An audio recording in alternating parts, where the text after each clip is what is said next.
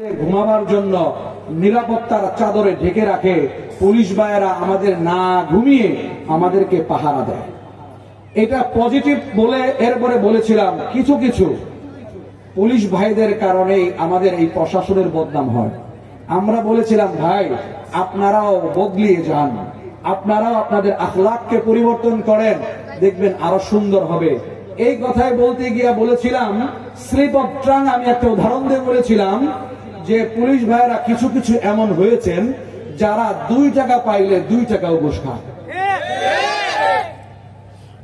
বলছি যদি 2 টাকা না পায় তাহলে আমার একটা গল্প মনে পড়ছে।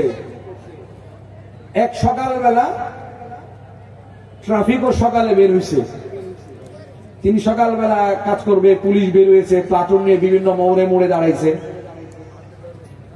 সাথে একজন বাদাম বিক্রেতাও বের হয়েছে বাদাম বিক্রি করবার জন্য। এখন এই পুলিশ এসে বলতেছে এই 2 টাকার বাদাম দে।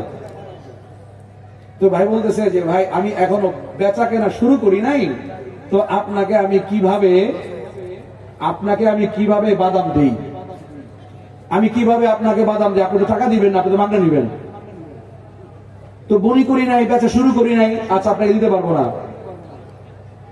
তাহলে 5 টাকা দে, চা খাই যায়, টাকা দে, বাদাম না নাই বনি করলি টাকা দে।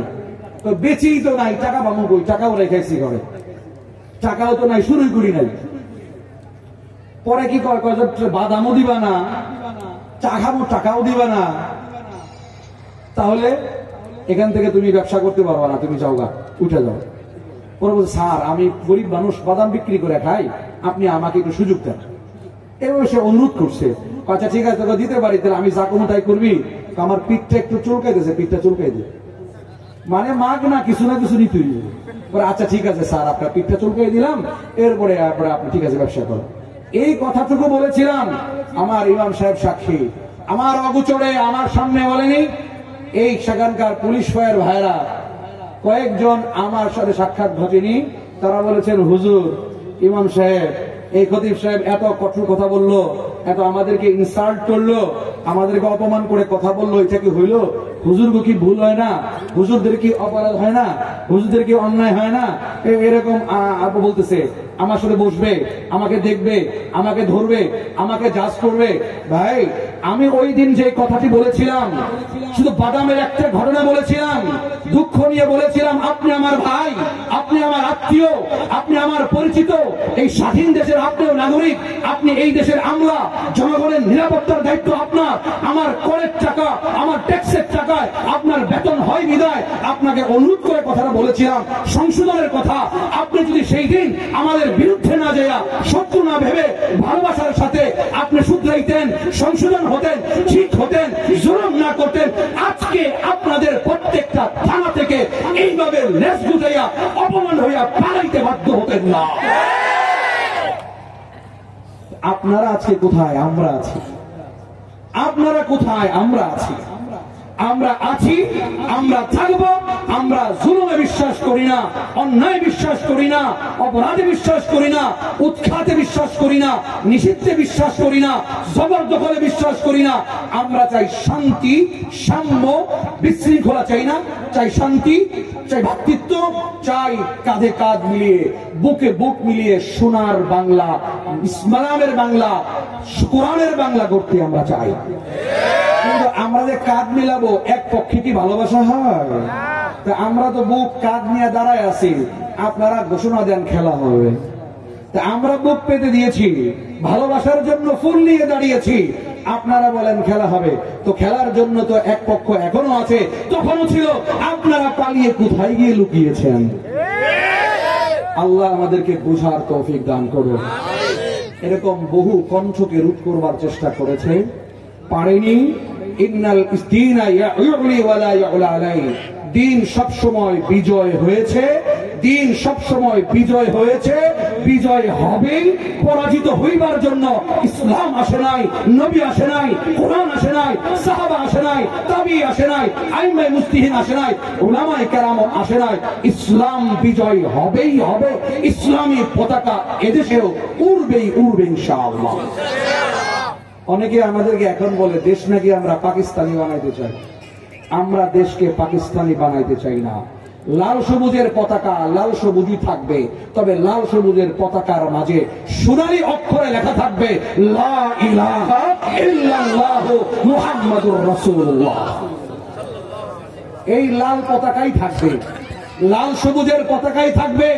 আমরা এই মানচিত্রকে ৭১-এর স্বাধীনতা যুদ্ধকে ছোট করে দেখতে চাই না, তবে এর মধ্যে নিজস্ব নিজের মন মতো মন গড়া সংবিধান দিয়ে, রাষ্ট্রীয় পরিচালনার কার্যবিধি দিয়ে, কার্যপ্রণালী দিয়ে এটা চলবে না। চলবে এই সংবিধান হবে কোরআন। এই জন্য আমরা দেশকে ভিনদেশীদের কাছে বিক্রি করে দিতে চাই না। ভিনদেশীদেরকে এই দেশের স্বাধীনতাকে উজাড় করে দিয়ে আমরা আমাদের ক্ষমতায়নকে আমরা চাই না। তবে মুহতারাম, সময় খুবই কম। আপনাদের সামনে যে আয়াত তেলাওয়াত করেছি সূরা আলে ইমরান ১৩৯ নম্বর আয়াত, খুব মনোযোগ দিয়ে শোনা এবং এই আয়াত তাফসীর করবেন। প্রত্যেকের ঘরে ঘরে একটা করে তাফসীর থাকা চাই। হয়তো তাফসীরে মাআরিফুল কোরআন খুব সহজ, অথবা তাফসীরে ইবনে কাসির খুব সহজ পাওয়া যায়। প্রত্যেকটা মুসলমান নরনারীর ঘরে থাকা চাই।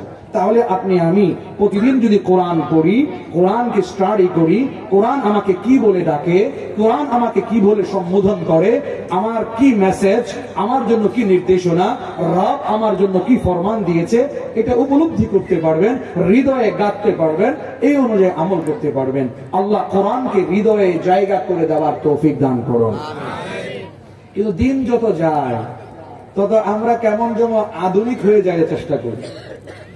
ঘরে যত মাল সামান আসে, আগে যখন গরিব ছিলাম, সবাই যখন মোটামুটি ডাইল ভাত পান্তা ভাত খেয়ে চলছি, ঘরে আর কিছু না থাকুক, ঘরে দুইটা জিনিস ছিল। একটা জিনিস ছিল জায়নামাজ, আর একটা ছিল কোরআন। এই দুইটা জিনিস ঘরে জায়গা হয়েছে। এখন ঘরে শোকেস হয়েছে, আলমারি হয়েছে, ড্রেসিং টেবিল হয়েছে, ওয়াল শোকেস হয়েছে, সব হয়েছে ঠিকই, কিন্তু ঘর থেকে বিদায় নিয়েছে জায়নামাজ আর কোরআন। ঘরে জায়গা নিয়েছে কি ৫৬ ইঞ্চি টেলিভিশন। শুধুমাত্র চ্যানেল তো একটা দুইটা না, ৫২টা ৫৬টা যত চ্যানেল আছে সব চ্যানেলের মধ্যে দেওয়া আছে। তাহলে আমার আপনার হৃদয়ে জায়গা দিতে হবে কোরআন, ঘরে রাখতে হবে কোরআন, আমলে পরিণত করতে হবে কোরআন। কোরআন মানব, কোরআন অনুযায়ী চলবো, আল্লাহর নবীর তরিকা মত ইনশাআল্লাহ। সূরা আলে ইমরান ১৩৯ নম্বর আয়াত। আল্লাহ রাব্বুল আলামিন আমাদেরকে একটা সুসংবাদ দিয়েছেন, তবে এই সুসংবাদটা একটি শর্তের সাথে সংযুক্ত। আল্লাহ রাব্বুল আলামিন আয়াতে বলেন, ওয়ালা তাহিনু ওয়ালা তাহজানু ওয়া আনতুমুল আ'লা।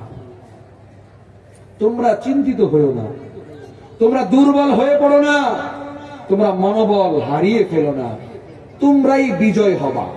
বিজয়ের পতাকা তোমাদের হাতেই উত্তোলিত হবে, বিজয়ের ধ্বনি তোমরাই, স্লোগান ধ্বনি তোমরাই তুলবে, তোমাদের দ্বারাই বিজয় নিশ্চিত হবে। তো ঘোষণাকার আল্লাহ কি বললেন? ওয়ালা তাহিনু ওয়ালা তাহজানু ওয়া আনতুমুল আ'লাউন। তোমরা চিন্তা করো না, তোমরা ভয় পেও না, হীনমন্যতায় ভুগো না, তোমরা বিজয় হবা। তবে শর্ত একটা, ইন কুনতুম মুমিনিন, যদি তোমরা পরিপূর্ণ ঈমানদার হও। পরিপূর্ণ ঈমানদার হইলে আমরা বিজয় হতে পারবো। বিজয়ের পতাকা আমাদের কাছেই থাকবে। এই দেশ কোরআন অনুযায়ী চলবে, হাদিস অনুযায়ী চলবে, ইসলাম অনুযায়ী চলবে, ইসলামের নির্দেশনা মতেই দেশের প্রত্যেকটা সেক্টর পরিচালিত হবে। যদি এই দেশের প্রত্যেকটা সেক্টর কোরআন দিয়ে চলে, অনেকেই ভয় পায় না জানি কি বিষয়, না, কোরআন দিয়ে যদি চলেন, এখন যে অশান্তি, নিমিষেই আগামীকাল থেকে দেখবেন শান্তির, ভ্রাতৃত্বের, সম্মানের জিন্দেগি আরম্ভ হয়ে যাবে। একটা উদাহরণই বলে আসছি কিছুক্ষণ আগে। আমরা গার্মেন্টস এলাকার মানুষ, খেটে খাই, গার্মেন্টস ফ্যাক্টরি এলাকা, শিল্প এলাকার মানুষ। রপ্তানি থেকে শুরু করে প্রায় চান্দরা থেকে শুরু করলেই বলে চলে, একেবারে চান্দরা এদিক থেকে আপনার রপ্তানি পার হয় নবীনগর, পুরাটা এলাকা প্রতিদিন যে পরিমাণে দুর্ভোগ পোহাইতে হইতেছে, এটা কল্পনার বাইরে। আজকে যদি ইসলামী খেলাফত থাকতো, তাহলে এই দুর্দিন আমাদের দেখতে হইতো না।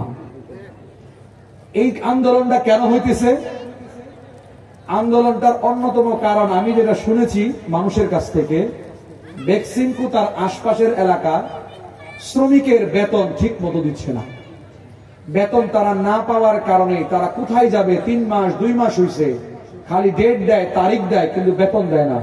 তাদের যখন দেয়ালে পিঠ থেকে গেছে তখন তারা মাঠে নামছে। মরবই যখন, অনাহারে মরবো কেন, অধিকার আদায় করে মরবো। এই জন্য তারা রাস্তাঘাট বন্ধ করেছে। যদি আজকে ইসলামী দেশ হতো তাহলে 2টা কাজ করত। 1 নাম্বার কাজ কি, ওই যারা শ্রমিক মজদুর যাদের বেতন নাই, মালিককে তো গ্রেফতার করছে, সালমান এফ রহমান তো গ্রেফতারে আছে, দরবেশ বাবা তো হাতের নাগালে আছে। তো দরবেশ বাবা যে হাতের নাগালে, তারে মোটামুটি একটু ভালো করে ডিম থেরাপি দিলে ও করবো আমার বিদেশের টাকা আইনা আমার শ্রমিক বেতনের টাকা এখনই দিয়ে দাও। কিন্তু যে নেতারে জামায় আদর করে নেয়, আপনারা টিভিতে দেখছেন, মনে হয় যেন দাড়ি জাগে চাচ্ছিল, এখন তো দাড়ি আবার বড় হয়ে গেছে, বড় হয়ে গেছে। আবার শীতের পোশাকও দেখলাম গায়ে দেয়া, সোয়েটার গায়ে দিয়ে খুব নাদুস নুদুস হাইটে যেতেছে। ডান্ডা বেরিয়ে আর পুলিশের বাড়ির শুনে তো কাইট হয়ে যাওয়ার কথা। আমাদের আল্লামা মামুনুল হক সাহেব কি করছিলেন? ডান্ডা বেড়ি পড়াইয়া, এরপরে রফিকুল ইসলাম মাদানী কি করছিলেন? ডান্ডা বেড়ি পড়াইয়া আলেমকে কোরআনের হাফেজদেরকে ডান্ডা বেড়ি পড়াইয়া আপনারা টাইনে টাইনে নিছেন। একটু চিন্তা করেন নাই, পুরা মুখের মধ্যে সুন্নতে দাড়ি, সুন্নতি জামা, সুন্নতি লেবাস, বাবা আলেম শাইখুল হাদিস হাফেজ, তার অন্তরে কোরআন আছে। একটু চিন্তা করেন নাই, আল্লাহর ভয়ের চিন্তা অন্তরে ঢুকে নাই, কিন্তু আখিরাতের চিন্তা করেন নাই, কবরের চিন্তা করেন নাই। জঙ্গি বানায়া আলেমকে ডান্ডা বেড়ি দিয়ে নিছেন। কি পরিমাণ কষ্ট দিছেন, হাঁটতে পারে না, লাঠি দিয়ে চলতে হয়েছে, হাঁড়ি দিয়ে চলতে পারে না, হুইল চেয়ারে বসে চলতে হয়েছে, আর আপনি জামাই আদর করে রাখছেন। এইখানেও বৈষম্যের শিকার। আমি মনে করি তাদেরকে গলায় রশি দিয়া রাস্তায় টেনে ইসলে নেওয়া দরকার। ইসলামের শত্রুরা হুঁশিয়ার সাবধান, হুঁশিয়ার সাবধান, ইসলামের শত্রুরা নারায়ে তাকবীর, আল্লাহু আকবার। মোহতারাম, দেখলে তো মনে হয় জামাই আদরে আছে, ভিআইপি খানা পাইতেছে। আমাদের দেশের জনগণ বেতন পায় না, নাগরিক ন্যূনতম সুযোগ পায় না, আর আমাদের ফেসিবাদী সরকার প্রধানের ভাগিনা ফজলে নূর তাপস, নাম মতো রাখছে ইনশাআল্লাহ দরবেশের মতোই, সে দক্ষিণ সিটি মেয়র ছিল। তার খাবার আনা নেওয়া করতো যে গাড়ি, তার বাসা থেকে খাবার আনতো যে গাড়ি, সেই গাড়ির খরচ আসছে এই 5 বছরে 25 লক্ষ টাকা। শুধু খাবার আনা নেওয়া করছে, যা আপনার আমার মনে হয় না কয়েক বছরের বেতন, শুধু খানা আনা নেওয়া করা ড্রাইভারের বেতন এবং গাড়ি ভাড়া। তাহলে এইভাবে দেশকে লুটপাট করেছে। আমার দেশের এই শ্রমিকগুলো বেতন পায় না, তাকে কেন জামায় আদর করা হবে? তাকে যদি চাপ দিয়ে, তাকে গলায় রশি দিয়ে আবু জাহাল উতবার মতো যদি টেনে হিচড়ে রাস্তায় রুটে নামানো হইতো, তাহলে তার আঘাত লাগতো, তার কষ্ট সে বুঝতো। আপনার আমার পাওনা টাকা নগদ দিতে বাধ্য হইতো। এত আরামে আছে, তো বুঝে না আপনার কষ্ট, সে তো আপনার কষ্ট, আপনার ঘামের কষ্ট বুঝে না। আল্লাহ নবী বুঝেছেন। আল্লাহ নবী বলেছেন, উতুল আজিরা উজরাতাহু ক্বাবলা আন ইয়াজুফা ইরকা। আল্লাহ নবী বলেছেন, ওই মালিক পক্ষ শুনে রাখো, শ্রমিকের ঘাম শুকাবার আগে, শ্রমিকের দেহের ঘাম, কষ্টের ঘাম শুকাবার আগেই তার পারিশ্রমিক তাকে বুঝাইয়া দাও। আল্লাহ নবী বলেছেন, আল্লাহ নবী বুঝাইছেন। যদি ইসলামী খেলাফা থাকতো তাহলে তার ব্যাংক ব্যালেন্স সবগুলাকে জব্দ করে এনে শ্রমিকের বেতন পাওনা পরিশোধ করত। 1 নাম্বার।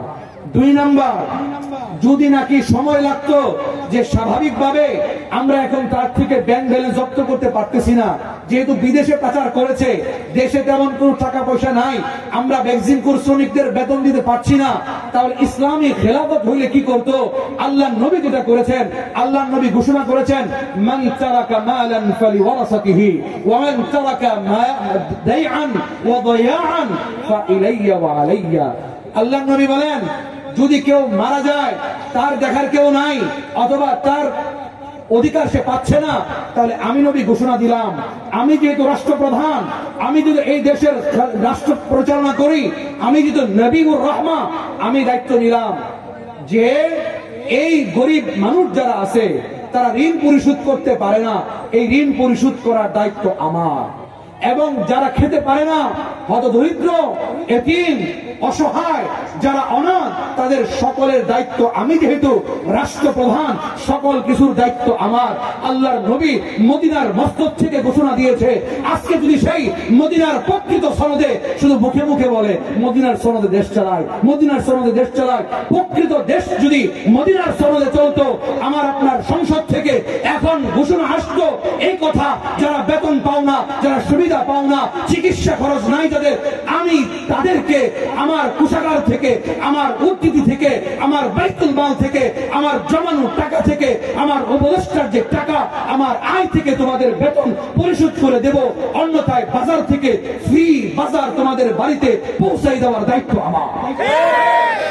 যদি ইসলামী খেলাফত হইতো, ইসলামী আমির হইতো, তাহলে এই ঘোষণা করত। দেখুন হযরত ওমর ফারুক রাদিয়াল্লাহু তাআলা আনহু জিন্দেগি। হযরত ওমর ফারুক রাদিয়াল্লাহু তাআলা আনহু তিনি ইসলামের দ্বিতীয় খলিফা ছিলেন। তিনি রাতের আধারে ছদ্মবেশে তার গোলামকে নিয়ে মদিনার অলিতে গলিতে চলতেন এবং হাঁটতেন। মদিনার অলিতে গলিতে হাঁটতেন, কার কোনো অসুবিধা আছে কিনা, কার কোনো খারাপ অবস্থা কিনা, আমার দেশের আমার নাগরিক কেমন আছে, এটা দেখবার জন্য হযরত ওমর ফারুক রাদিয়াল্লাহু তাআলা আনহু মদিনার আশেপাশে ঘুরে বেড়াতেন। হঠাৎ করে দেখে যে ঘুরতে ঘুরতে হঠাৎ করে দেখতেছে ফোরাত নদী পার হয়ে একজন মহিলা এবং একজন পুরুষ আসতেছে। হঠাৎ করে রাস্তায় আইসা দুজন বৈশা করছে, রাস্তার মধ্যে বসে তারা দুইজন কি যেন পরামর্শ করতেছে। হযরত ওমর ফারুক রাদিয়াল্লাহু তাআলা আনহু হাঁটি হাঁটি পা করে তাদের কাছে গেলেন। যাওয়ার পরে বলতেছেন, ও ভাই বোনেরা, আপনারা কারা, কোথা থেকে এসেছেন, আপনাদের অসুবিধাটা কি আমাকে বলেন।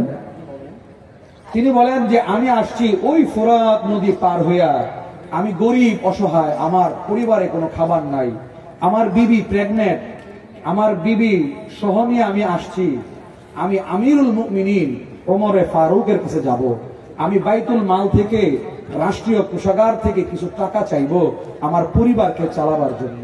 আমি শুনেছি ওমর নাকি বড় দয়ালু, ওমর নাকি অনেক বড় ইনসাফগার, ন্যায় পরায়ণ শাসক, তার কাছে কেউ কোনো জিনিস চাইলে ফেরত যায় না, এর জন্য আসছি। তো ওমর বলেন যে আপনি কষ্ট করে একা আসতেন, আপনার বিবি প্রেগনেন্ট, গর্ভবতী, তাকে নিয়ে আসছেন কেন? হযরত আপনি জানি না কে, এত কথা আপনাকে বলবো কেন, তবু বলি ওকে দেখার মতো কেউ নাই, আমরা বাড়িতে দুইজন, আমি চলে আসলে এই অবস্থায় আমার পরিবারকে কে দেখবে, এই জন্য কষ্ট করে দুজন সাথে করেই ওমরের কাছে যাচ্ছিলাম। কয় বলে যে এখন বসছেন কেন? হযরত রাস্তা তো অনেক দূর আসছি, আমিও ক্লান্ত, কিন্তু আমার পরিবার, আমার বিবির মনে হয় প্রসব বেদনা উঠছে, মনে হয় এখনই বাচ্চা ডেলিভারি হবে, প্রসব বেদনা উঠেছে, এখন তো কোনো মহিলা নাই এই রাস্তায়, এইখানে খোলা জায়গায়, আমি আমার বউয়ের কিভাবে ডেলিভারি এই প্রসব কাজটা করব, কোন একজন মহিলা হলেও চলতো। ওমর ফারুক বলেন যে তুমি বসো ভাই, ধৈর্য ধরো, আমি একটু আসি, দেখি কোন খেদমত করতে তোমাকে পারি কিনা। ওমর রাদিয়াল্লাহু তাআলা দৌড়ে বাড়িতে গেছেন। দৌড়ে বাড়িতে যাওয়ার পরে বলতেছেন, বিবি তাড়াতাড়ি প্রস্তুত হও। কোথায় যাব? ওমরের বিবি তো ওমরের মতোই, বলছে কোথায় যাব? এত কথা বলার সুযোগ নাই, তোমার জান্নাত কামানোর সুযোগ আসছে, জান্নাত কামাই করার, খেদমতে খাল করার সুযোগ আসছে, তুমি তাড়াতাড়ি রেডি হও, প্রস্তুত হও। ওমর রাদিয়াল্লাহু তাআলা আনহু বিবিকে প্রস্তুত করাইছেন, বিবিকে পর্দা করায়া রেডি করে সাথে নিয়ে গেছে একটা তাঁবুর মতো বেড়া দিয়ে, ওই মহিলাকে যার প্রসব বেদনা উঠেছে, এই ওমর রাদিয়াল্লাহু তাআলা বিবিকে দিয়া পাঠায় দিয়েছেন, যাও তুমি তার একটু প্রসব বেদনা, ডেলিভারি কেস, তুমি একটু দেখো তাকে কি করা যায়। সাথে কিছু কাপড় টুপড়, কিছু খাবার, রুটি নিয়ে গেছেন, গরম পানি করে নিয়ে গেছেন। দেওয়ার পরে কিছুক্ষণ পরে খবর আসছে যে হ্যাঁ, তার সুন্দর ফুটফুটে এক নবজাতক পুত্র সন্তান জন্ম নিয়েছে। তো আয়েশা বলতেছেন যে এক কাজ দিতে হবে।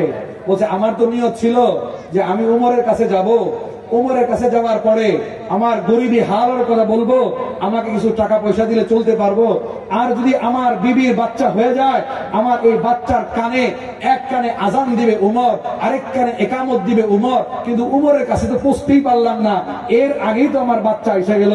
তো উমর তো ছদ্মবেশী, পরিচয় দেয় না, বলে ভাই আমি যদি দিয়ে দেই তাহলে কি হবে? বলে আমনে কই আর ওমর কোথায়? তবে আমি একটু দিয়ে দেই, আমি একটু দেই কানে আজান। তো এক কানে আজান দিয়েছে, আরেক কানে একামত দিয়েছে। এরপরে যখন সব মীমাংসা হইল, বলছে ভাই তো আপনি চলেন খলিফাতুল মুসলিমের কাছে যাই, আপনি কি উমরকে চিনেন? কয় না চিনি না। ও চিনো না, তাহলে তুমি তার কাছে কিভাবে যেতাম? মানুষের কাছে জিজ্ঞেস করতে করতে যেতাম। ভাই তোমার কাছ থেকে একটা ওয়াদা, তুমি সেই ফোরাত নদী পার হয়ে আমার কাছে আসছো, খাবার নাই তোমার ঘরে, আমি খলিফাতুল মুসলিমের উমর, আমি অপরাধী, আমি তোমার কাছে কেন খাবার নিয়ে গেলাম না? আমি রাষ্ট্রের প্রধান, আমি তোমার কাছে কেন খাবার পৌঁছাইলাম না? আমি তোমার 2 বেলা খাবারের ব্যবস্থা করতে পারলাম না? আমার মতো গুনাহগার, আমার মতো অপরাধী উমর এই রাষ্ট্রের প্রধান, ভাই তোর কাছে আমি পা দুটা দাও, আমি তোমার কাছে ক্ষমা চাইবো। আমি কেমন উমর হইলাম, কেমন রাষ্ট্রপ্রধান হইলাম, আমার নাগরিক না খেয়ে থাকে, আমার কাছে খাবারের জন্য আসতে হয়, আমি উমর পৌঁছাইতে পারি না। ভাই তোর কাছে আমার একটা আবদার, একটা আবেদন, দুনিয়াতে যত আমাকে শাস্তি দিতে পারো, আমাকে যত শাস্তি তুমি দাও, কিন্তু তুমি পরকালে আমি উমরের নামে আল্লাহর কাছে মামলা দায়ের করবা না, আমার নামে আল্লাহর কাছে বিচার দিও না যে বললো না উমর তোমার খবর নেয় নাই, ভাই তুমি আমারে মাফ করে দিও। উমর এই বলে হাও করে কাঁদতেছে। এই লোক তো খুশিতে উমরকে জড়ায় ধরছে যে আল্লাহ আমার কত বড় মহান, কত বড় আমার মহান আল্লাহ, যে আমি খুঁজতে যাইতে হয় নাই, উমরকে আমার বাড়িতে আল্লাহ পাঠায় দিয়েছে। কত সুন্দর বন্দোবস্তিতে সন্তান জন্ম নিয়েছে। এই ছিল ইসলামের খলিফা ওমর ইবনে খাত্তাব রাদিয়াল্লাহু তাআলা। ইতিহাসের পাতায় সোনালী অক্ষরে এখনো ওমরের এই কথা লেখা আছে, যদি নাকি আমি ওমরের শাসন আমলে একটা কুকুর যদি ওয়ানাহারে দাজলা নদীর তীরে, ফুরাত নদীর তীরে খাবার না পায়া যদি মারা যায়, আর আমি ওমর যদি আল্লাহর সামনে দাঁড়াই, আল্লাহ যদি আমাকে জিজ্ঞেস করে ওমর তোমাকে তো রাষ্ট্রের দায়িত্ব দিয়েছিলাম, রাষ্ট্র পরিচালনার দায়িত্ব দিয়েছিলাম, তোমাকে সম্মান দিয়েছিলাম, তোমাকে খলিফা বানাইছিলাম, তোমাকে ইজ্জত দিয়েছিলাম, তুমি তো আরামে ছিলা, তুমি তো শান্তিতে ছিলা, 3-2 বেলা খেয়েছো, কিন্তু আমার ওই বান্দা, আমার ওই কুকুর, ওই মাখলুকটা কেন দাজলা নদীর তীরে না খায়া মারা গেল? তুমি তোমার দায়িত্ব পালন করো নাই। এইভাবে যদি আমার আল্লাহ আমাকে জিজ্ঞেস করে, আমি ওমর আল্লাহর কাছে কি জবাব দেব? এইটা ছিল দায়বদ্ধতা, জবাবদিহিতার চিন্তা। এটা ছিল ওমর, যেটা ছিল ওমর ফারুক রাদিয়াল্লাহু তাআলা আনহু। এমন বান্দার জনগণের খেদমত করেছে। এর আগের প্রথম খলিফা ছিলেন হযরতে আবু বকর সিদ্দিক রাদিয়াল্লাহু তাআলা। এই একটা ঘটনা বলেই আপনাদের মাঝ থেকে বিদায় নেব। বাকি প্রধান আলোচক আসবেন, আপনাদের দিল খুশ করে আলোচনা করবেন। হযরতে আবু বকর সিদ্দিক রাদিয়াল্লাহু তাআলা একেবারেই যখন বয়স্ক, তিনি ইসলামের প্রথম খলিফা, একেবারে বয়সের ভারে নিজে চলতে পারেন না, নিজে হাঁটতে পারেন না, কিন্তু এরপরও রাত্রে ঘুমাইতেন না। হঠাৎ করে একদিন উমর রাদিয়াল্লাহু তাআলা মদিনায় আসছেন। আসার পরে মদিনার মসনদে, যেটা দারুল খেলাফা, এই দারুল খেলাফাতে হযরতে উমর রাদিয়াল্লাহু তাআলা আনহু বসে আছেন। আবু বকরের সাথে কথা বলতেছে, আমিরুল মুমিনিনের সাথে গল্প করে। তখন আবু বকর সিদ্দিক একেবারেই বয়োজ্যেষ্ঠ, তেমন চোখে দেখেন না, শারীরিক শক্তিও তেমন নাই, চলক শক্তিও তেমন নাই, দুইজনে কথা বলতেছে। এই ফাঁকে দেখে যে এই দারুল খেলাফা, যেটাকে আমরা এখন বলি সংসদ, তখন বলা হতো দারুল খেলাফা। এই দারুল খেলাফার মধ্যে একটা চার্ট টানানো, চার্ট। এখানে দেখা যে কতজন এতিম এই এলাকায় আছে, কতজন গরিব আছে, কতজন বিধবা আছে, কতজন অসহায় আছে, এরকম একটা চার্ট করা। আর আমাদের এইখানে এই চার্ট তো থাকবো দূরের কথা, করোনার সময় যে চিত্র আমরা এই দেশে দেখেছি, বাস প্রজেক্ট, আমরা এখন যে প্রজেক্ট বন্টন হয়, রাস্তার কাছে টেন্ডার বন্ধন হয়, আমার নাতি পুতি ভাই ব্রাদার বন্ধু আপনজন নেতা পাতি সকলের নামে বরাদ্দ, আমি আপনি জনগণের জীবন শেষ। পাটাপতির ঘষাঘষি মরিচ বেচারার জীবন শেষ। তারাই ভাগ বাটোয়ারা করে বেগম পাড়া তৈরি করে, আমি আপনি ব্যাংকের টাকা দেউলিয়া হয়ে যায়, পারিশ্রমিক বেতনটা পর্যন্ত পেয়ে যায়। এটা আমাদের দেশের শাসক। আর ওমর, আবু বকর, তাদের দারুল খেলাফার মধ্যে লেখাই ছিল চার্ট, কতজন এতিম, কতজন বিধবা, কতজন অসহায়, কতজন পঙ্গু লেখা। পাশাপাশি শুধু লেখা না, এই এতিম এক একজনের নামের সাথে এক একজন লেখা, যে এই এতিমের দেখাশোনা কে করবে, এই পঙ্গুর চিকিৎসা কে করবে, এই গরিব মানুষের খাবারটা কে পৌঁছাবে, এই বিধবার সেবা কে করবে। প্রত্যেকের নামের সাথে সাথে আরেকজন খাদেমের নামও লেখা, দায়িত্ব বন্টন করা। কিন্তু একজন বিধবা বয়স্কা মহিলার নামের পাশে কারো নাম লেখা নাই, খালি। হযরত উমর চিন্তা করলেন, যেহেতু খালি, মনে হয় এই জায়গায় কারো নাম নাই, কেউ খেদমত করবে, কেউ মনে হয় নাই। উমর মনে মনে দেখে চিন্তা করতেছে, আমি এই মহিলার খেদমত করব, কেউ জানবে না, আমি আল্লাহকে খুশি করবার জন্য করব। চিন্তা করেন, উমর নিজে নিজে নিয়ত করছে, গোপন নিয়ত করে চিন্তা করছে, আজকে রাত্রে ফজরের নামাজের পরে আমি এই মহিলার কাজগুলো করে দেব। পানি তুলতে হয় কুয়া থেকে, খাবার করতে হয়, ঘর দুয়ার ঝাড়ু দিতে হয়, বাজার সদাই করতে হয়। তো ফজরের পরে উমর নিয়ত করছে, এখন থেকে উমর করবে।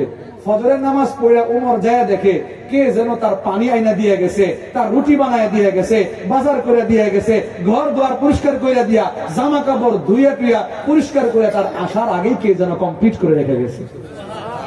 এখন ওমর তো চিন্তা করে, আশ্চর্য, নাম পাশে নাই লেখা, খালি। এখন দেখা যায় আমি আসার আগেই কি কাজ কমপ্লিট করে কেনা। ফজরের আগে গিয়ে ওমর বাড়ির কাছে বসে রয়েছে, কেনাই। এরপরেও বসে থেকে দেখে যে ওমর যাওয়ার আগেই, ওই ওমর যাবে ফজরের আগে, তাহাজ্জুদের সময় বসে রয়েছে, এর আগেই তার বাড়ির কাজ কে যেন কমপ্লিট করে দিয়ে চলে আসছে। এখন ওমর চিন্তা করে, এই দেশে ভুতুরে কারবার, আমি যত আগায় আসি কাজ করনেওয়ালাও কেমনে বুঝে, হেও আরো কাজ আগায় করে ফেলে, আশ্চর্য করবা। তো একদিন একেবারে এশার নামাজ পড়ে জঙ্গলে গিয়ে বসে রয়েছে, নাওয়া খাওয়া বাদ দিয়া, আজকে আমাকে ধরতেই হবে। হঠাৎ করে দেখে একটা ছায়া আসতেছে, খুব অল্প আস্তে আস্তে একটা ছায়া অগ্রসর হইতেছে। ওই বিদ্যার বাড়ির কাছাকাছি যাইতেই পেছন থেকে ওমর রাদিয়াল্লাহু তাআলা জড়ায় ধরছে, জিন হোক আর ভূত হোক আর যে হোক, আজকে এর পাকড়াও করতেই হবে।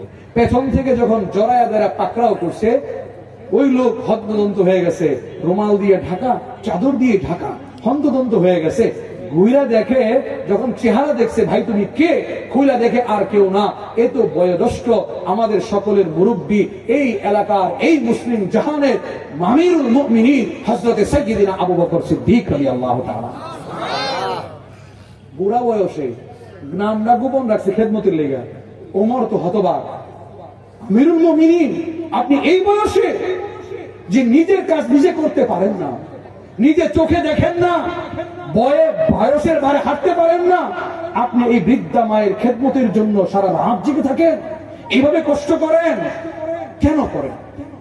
আবার পায়ের দিকে তাকায় দেখে পায়ে কোনো জুতা নাই, পাথরের জমিন, পাথরের মরুভূমির জমিন। যারা হজ করছেন তারা জানেন কি উত্তপ্ত হয়, কি বালি উত্তপ্ত হয়, পাথর কি পরিমাণ উত্তপ্ত হয়। এখন তো আরামে হজ করা যায়, যাওয়া যায়, রাস্তা হইছে, আগে এই রাস্তাগুলো ছিল না। এই কষ্ট করে খালি পায়ে যাইতেছে, তখন কাঠের জুতা পড়তো, খরম। হযরত আবু বকরকে যখন জিজ্ঞেস করছে, আবু বকর আপনি খালি পায়ে কেন, আর এই বয়সে আপনি কেন আমরা থাকতে? হযরতে আবু বকর বলেন, ওমর সবাই যদি সবাই জান্নাতের চিন্তা করবা, সবাই আখিরাতে আল্লাহকে ভয় করবা, সবার আমল দরকার, জান্নাত দরকার, জাহান্নাম থেকে বাঁচা দরকার, আমি আবু বকরেরও তো জান্নাত দরকার, আমি আবু বকরেরও তো জাহান্নাম থেকে বাঁচা দরকার, আল্লাহকে পাওয়া দরকার। আমি খলিফা হইছি দেখে কি আমার কোনো কাজ নাই, আমার কোনো দায়িত্ব নাই? আমি আমৃত্যু তোমাদের সাথে মিলেমিশে জনগণের খেদমত করতে চাই। তো বলতেছে, হযরত আপনার পায়ে জুতা কই? জুতা নাই কেন? শুনে রাখুন মুসলমান, ইতিহাসে লেখা, খুতবায়ে জুলফিকার নকশবন্দির মধ্যে লিখেছেন যে ওমর যে আবু বকর যে জবাবটা দিয়েছে, বলেন ভাই ওমর কাউকে বলো না, আমি যদি খরম জুতার খরম পাই দেই আর এই পাথরের মধ্যে যদি পাড়া দেই, খট খট খট খট আওয়াজ হবে। এই আওয়াজে হতে পারে অনেক অসুস্থ মানুষ ঘুমায় আছে, অনেক মানুষ শুয়ে আছে, অনেক মানুষ তেলাওয়াত করতেছে, অনেক মানুষ তাহাজ্জুদ পড়তেছে, অনেক মানুষ আল্লাহর কাছে কান্না করতেছে, আমার আবু বকরের এই খরমের আওয়াজে, জুতার আওয়াজে তার ঘুম যদি নষ্ট হয়, অসুস্থের যদি কষ্ট হয়, তার তেলাওয়াতে যদি বিঘ্ন হয়, তাহাজ্জুদে যদি বিঘ্ন হয়, আল্লাহর সাথে কথা বলতেছে, দোয়া করতেছে, কান্না করতেছে, এটার যদি বিঘ্ন হয় আমার আওয়াজে, তাহলে আল্লাহর কাছে আমি কি জবাবটা দেব? আল্লাহু আকবার। এতটুকু চিন্তা করছে। আর আমার আপনার দেশের শাসকরা সামনে পিছে উপরে নিচে ডাইনে বামে সব জায়গায় পাহারা দেয়, এরপরেও জীবন পাড়া রক্ষা করতে পারে না, পড়ায় যাইতে বাধ্য হয়। জুলুম করলে বেশি দিন বাঁচতে পারবা না। এই জুলুম করছো, অন্যায় করেছো, এই জন্য তোমার ডাইনে পিছে পাকপিয়াদা লাগে, এত সিকিউরিটি লাগে, ফোর্স লাগে। এরপরে এই তোমার ফোর্স তোমার জাতির উদ্দেশ্যে ভাষণ দেওয়ার জন্য 5 মিনিট আবদার করছো, 5 মিনিটের সুযোগ দেওয়া হয় না। যদি ইনসাফ করতা তাইলে অমরের মতো, আবু বকরের মতো পালাইতে হইতো না। খেজুর গাছের তলে নিশ্চিন্তে ঘুমায় থাকতা, নিশ্চিন্তে বাড়িতে ঘুমায় থাকতা, কেউ তোমাকে ফুলের টুকরা দেওয়ার মতো দুঃসাহস করতো না। তুমি জনগণের সাথে জুলুম করবা, অন্যায় অভিযোগ করবা, তোমার সাথে তো কেউ ভালো কাজ করবে না।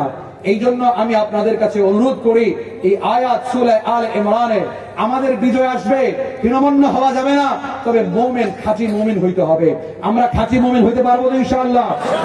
প্রত্যেকে যদি খাঁটি মুমিন হই, আল্লাহকে ভয় করি, আল্লাহকে বিশ্বাস করি, কোরআন অনুযায়ী চলি, নিজে চলি, পরিবারকে চালাই, সমাজকে চালাই, রাষ্ট্রকে চালাই, ইনশাআল্লাহ সাহাবাদের মতো আবার এই আগার যুগের মতো সোনালী শান্তির দিন আসবে, খেলাফতের দিন আসবে, প্রত্যেকের অধিকার পাবো, জুলুম বঞ্চিত হবে না, কেউ কারো অধিকার খর্ব হবে না, কেউ জুলুমের শিকার হবে না, অন্যায় ভাবে কেউ বন্দিশালায় পচবে না।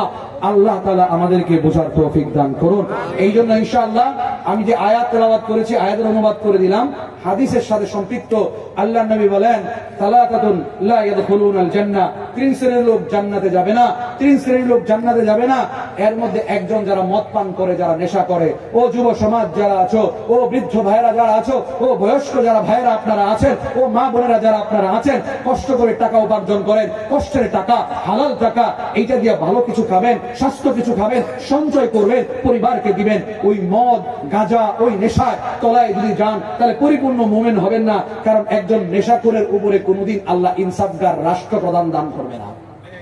আমি নেশা করব, আমি টাকা দিয়ে নেশা করব, নেশার আড্ডা দেব, আমি এইগুলা করব, তাহলে আল্লাহ কি আমার উপরে রাজি হবেন? আল্লাহ নবী বলেন, লা ইয়াদখুলুনাল জান্নাহ, জান্নাতে যাবেন না। আজকে থেকে কোন ধরনের নেশা পানি করব না। 2 নাম্বার, ওয়াল আক, যে ব্যক্তি বাবা মার সাথে নাফরমানি করে, বাবা মাকে কষ্ট দেয়। ভাই, অনেক শিক্ষিত মানুষ, বুদ্ধিজীবী মানুষ আছে, ঘরে বিলাই পালে, বিলাতি বিড়াল, তাই না? বিড়াল পালে, ছাগল পালে, গরু পালে, অনেক কিছু পালে, অনেক লাভবাট পাখি পালে, অনেক যত্ন করে, অনেক দামি দামি কবুতর পালে। মগর তারা বাবা মাকে খেদমত করে না, বাবা মার সেবা করে না, বাবা মার যত্ন তারা করে না, তারা বাবা মাকে বৃদ্ধাশ্রমে রেখে আসে। অতএব আপনার মতো নাফরমান সন্তানের উপরে আল্লাহ ইনসাফগার ন্যায়পরায়ণ বাদশা দিব মনে করেন? দিবে না। এই জন্য বাবা মাকে খারাপ কষ্ট দিবেন না। শীত আসতেছে, বাবা মাকে শীতের পোশাক কিনে দিবেন, মোজা কিনে দিবেন, শীতের মধ্যে যা লাগে শীতের আসবাবপত্র, আপনার কি বলে লোশন কিনে দিবেন, এরপরে ছুটে যাওয়ার জন্য যে লিপজেল আছে লিপজেল কিনে দিবেন, আরো কি কি গরমের জন্য প্রয়োজন এই সামানাগুলো কিনে দিবেন। আপনি আজকে বাবা মাকে দিবেন, এর ফিডব্যাক আপনি আপনার সন্তান থেকে পাবেন। যেমন কর্ম তেমন ফল। বাবা মাকে দিবেন না, করবেন না, আপনার সন্তানও আপনাকে ওইভাবে দিবে না, করবে না, সম্মান করবে না। আল্লাহ রাব্বুল আলামিন আমাদেরকে বোঝার তৌফিক দান করুন, আমিন। আর একটা হলো মা বোনদের জন্য, মা বোনরাও যেহেতু এসেছেন, ওয়াদাইয়ুসুল্লাযী ইউকিররু ফি আহলিল খাবাসু, ওই মহিলা, ওই পুরুষ জান্নাতে যাবে না যে মহিলা পর্দা করে না, বেগানা পুরুষের সাথে কথাবার্তা বলে, যাতায়াত করে, দেখা সাক্ষাৎ করে, স্বামী তার বউ, মেয়ে, ভাই বোন পর্দা বেগানা চলাফেরা করে, বোরকা ছাড়া চলাফেরা করে, মোবাইলে কথা বলে, সম্পর্ক অন্যজনের সাথে রাখবে, এগুলো যদি করে তাকে দায়ুস বলে, এই লোকও জান্নাতে যাবে না। মা বোনদের কাছে অনুরোধ, আপনার সম্মান আছে, আপনার ইজ্জত আছে, আপনারা মায়ের জাতি, পর্দা করবেন, নামাজ পড়বেন এবং স্বামীর কথা শুনবেন, নিজের সতীত্বকে হেফাজত করবেন, আপনার জন্য আল্লাহ তাআলা জান্নাত বরাদ্দ রেখে দিবেন। আজকে যারা আমরা পুরুষ ভাইরা আছি প্রত্যেকেই তো বোনদেরকে, মাদেরকে, বিবিদেরকে, মেয়েদেরকে পর্দা করাবো তো ইনশাআল্লাহ। এগুলা যদি করি, মুমিন যদি সঠিক হতে পারি, তাহলে আল্লাহ তাআলা আমাদের জন্য জান্নাত দিবে এবং দুনিয়াতে ন্যায়পরায়ণ শাসক দান করবে। আল্লাহ রাব্বুল আলামিন আমাদের সুদিন দান করুন। আমাদের পার্লামেন্টারিয়ান যারা আছেন তারা যেন কোরআন পড়তে পারে এমন যেন হয়, এমন কোরআন বুঝে পরিচালনা দেশ করতে পারে, জনগণের নাক বুঝতে পারে, এমন ইনসাফগার ন্যায়পরায়ণ শাসক আমাদেরকে আল্লাহ দান করুন। আমিন। ওয়া আখিরু দাওয়ানা আলহামদুলিল্লাহি রাব্বিল আলামিন। আসসালামু আলাইকুম ওয়া রাহমাতুল্লাহি ওয়া বারাকাতুহু। মাশাআল্লাহ।